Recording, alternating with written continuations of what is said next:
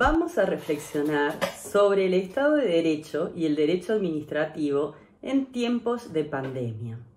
Nuestra pregunta disparadora es indagar qué hay de cierto en la afirmación que dice que ante situaciones extraordinarias, las medidas que se adopten para resolver una crisis también son extraordinarias y de excepción.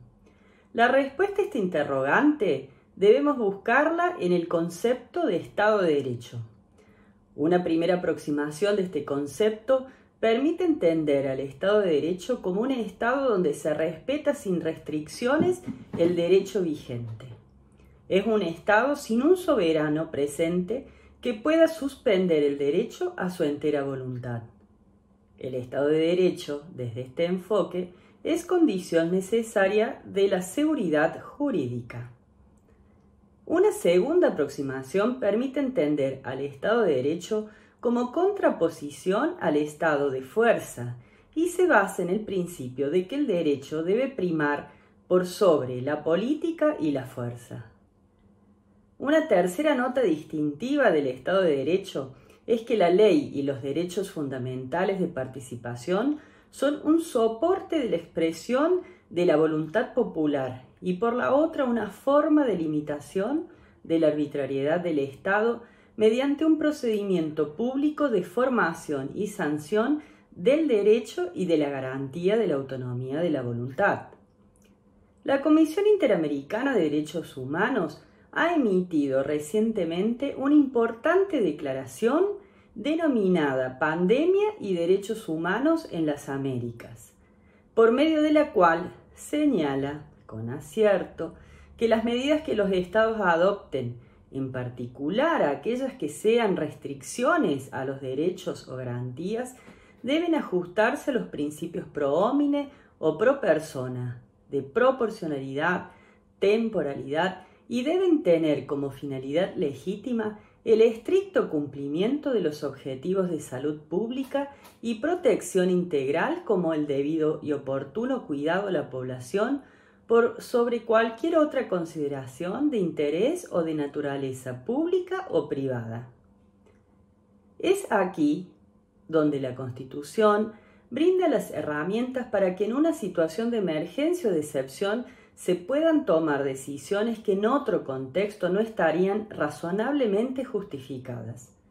La Corte Suprema de Justicia de la Nación tiene una consolidada jurisprudencia que admite que ante situaciones extraordinarias es posible que los poderes públicos adopten medidas también extraordinarias, pero siempre dentro del Estado de Derecho, siempre dentro del respeto de los derechos humanos y de la dignidad de la persona. Y destaca la Corte que ni aún el poder de guerra deroga las limitaciones constitucionales que protegen las libertades esenciales de las personas. Un ejemplo de estos conceptos es lo acontecido en estos días donde el juzgado de primera instancia en lo contencioso administrativo y tributario de la capital federal declaró la inconstitucionalidad, en una acción de amparo, de la restricción impuesta a las personas mayores de 70 años que debían comunicarse al teléfono 147 para solicitar una autorización especial y más limitada de circulación para satisfacer sus necesidades básicas. Se estimó que esta medida no armoniza con la consideración que de los derechos fundamentales de quienes son el grupo de mayor riesgo ante el COVID ha efectuado la Convención Interamericana sobre la Protección de Derechos Humanos de las Personas Mayores. Y esto demuestra que el poder de policía de la emergencia deberá ejercerse siempre dentro del ordenamiento jurídico. ¿Y por qué? Porque el derecho de emergencia tiene bases constitucionales y es en la Constitución donde también encuentra sus limitaciones. Todas las relaciones jurídicas de derecho administrativo están actualmente impactadas por el COVID-19. El contrato de empleo público y la dispensa de prestar el servicio de manera personal en función del aislamiento obligatorio y preventivo, lo que ha dado lugar a un incremento del teletrabajo y la especial necesidad de garantizar la continuidad de los servicios esenciales. Los contratos de obras públicas y suministros, los que en algunos casos se han suspendidos y en otros casos siguen su curso de ejecución. Los contratos de empréstito público, la contratación directa y el acuerdo de precios para la compra de insumos sanitarios. Los servicios públicos, porque se incrementa la necesidad de proveer servicios esenciales a los grupos vulnerables.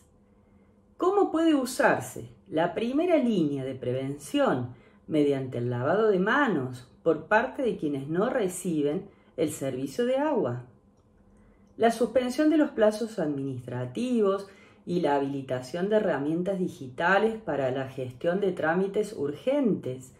la ampliación de autorizaciones como la fe de vida en los casos de los beneficiarios de ANSES, el control de precios de productos de primera necesidad, la manipulación de datos personales sensibles referidos a los pacientes afectados por el COVID-19. Todos estos aspectos han sido atendidos mediante decretos de necesidad y urgencia del Poder Ejecutivo Nacional en ejercicio de una atribución expresa que la Constitución ha puesto en cabeza del presidente. La velocidad del contagio del COVID-19 y la gravedad de sus consecuencias es un caso único y a la vez paradigmático de cómo una situación de crisis sanitaria de alcance global impide seguir el trámite ordinario de sanción y formación de las leyes previsto por la Constitución.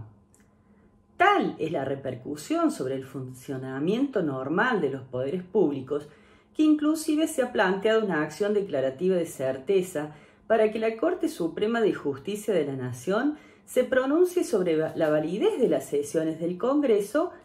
a través del uso de herramientas de tecnología de la información y de la comunicación.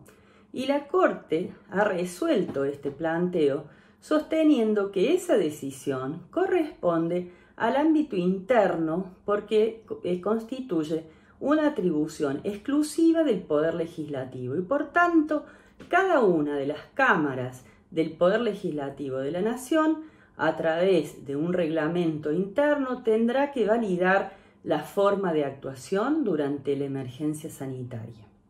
Sin embargo, las medidas que se adopten a través de los decretos de necesidad y urgencia son objeto de control político parlamentario, con la intervención de la Comisión Bicameral Permanente y la intervención de cada una de las cámaras del Congreso, como así también estos decretos de necesidad y urgencia pueden ser objeto de control judicial por el Poder Judicial.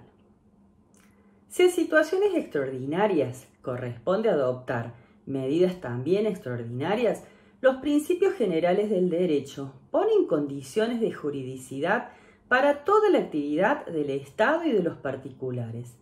Como docentes universitarios y operadores del derecho, tenemos una especial responsabilidad y compromiso social que nos obliga a tener una mirada especialmente sensible y humanizante de las personas que más riesgos padecen y que se encuentran en situaciones más desfavorables y de desigualdad social. Nos referimos concretamente a las personas y grupos vulnerables, donde los más evidentes son las personas en situación de calle, las personas en riesgo de exclusión o de pobreza, quienes vivían con salarios bajos y propios de un mercado laboral informal, con niveles de pobreza o extrema pobreza en algunos casos, en condiciones de viviendas que no alcanzan condiciones mínimas, lo que hace difícil cumplir con el aislamiento social preventivo y obligatorio en hábitats caracterizados por el hacinamiento y la sobrepoblación. El grado de vulnerabilidad de todas estas personas se ha visto incrementado frente al COVID, hasta llegar a casos extremos frente a la pérdida total por el aislamiento de la posibilidad de mantener su única fuente informal de ingresos. Consideración especial merecen las niñas, niños y adolescentes que tienen suspendidas sus actividades educativas presenciales y a quienes se les complica acudir al comedor escolar y genera una situación de mayor desigualdad frente a quienes no tienen posibilidad alguna de acceder a Internet para continuar su actividad escolar.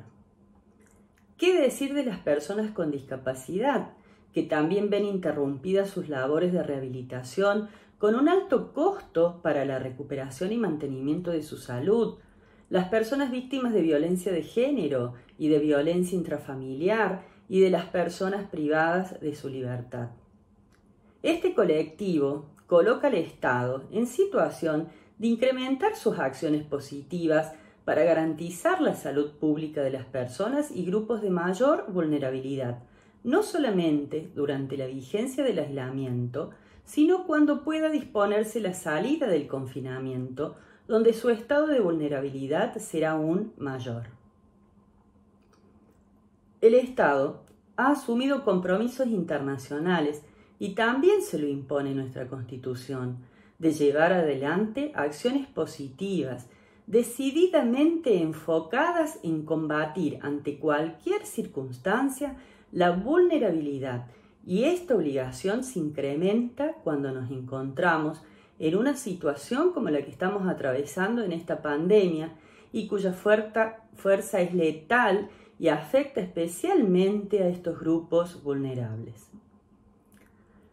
Todas estas vulnerabilidades tendrán que ser gestionadas sin que queden atrapadas en la denominada vulnerabilidad administrativa, que se configura cuando no reciben, mediante políticas públicas, la debida atención y ayuda a sus múltiples necesidades. Y volvemos al principio.